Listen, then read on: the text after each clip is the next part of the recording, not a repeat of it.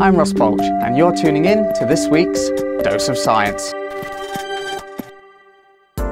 Over 65% of Australians now own smartphones. Last year, more than 1 billion smartphones were sold worldwide.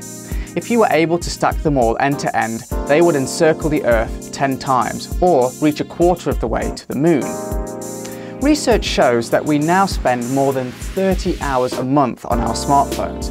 But what does your smartphone say about you? We store all sorts of personal information on our phones. Contacts, bank details, even personal notes. However, only 36% of us lock the home screen of our smartphones, and only 22% install antivirus software. In the wrong hands, this information could be used to hijack your social media profiles, hack into your bank account, or even steal your whole identity. What might we learn about a smartphone user without even turning it on? Market research claims to show that iPhone users are the most ambitious and the hardest workers. They're also confident and daring. Android users are creative and polite, but are more likely to be introverted. Research also shows that many smartphone users begin to develop traits typically associated with that brand of smartphone, though market research should always be viewed with a dose of skepticism.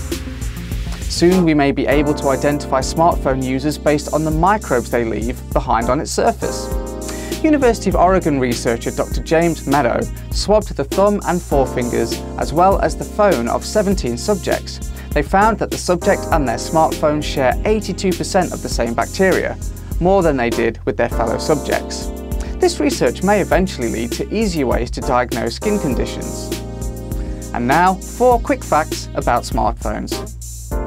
Although smartphone users are spending more and more time using apps and games, around 50% of smartphone usage is still dedicated to talking and texting. Speaking of texting, research indicates that you are more likely to tell the truth about sensitive questions when texting than you are when talking in a voice interview. The popular game Angry Birds requires around 30 times more computing power than the average PC had on board in 1990.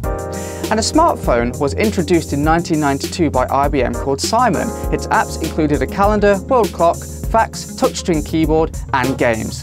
I'm Ross Bolch reporting for Scientism.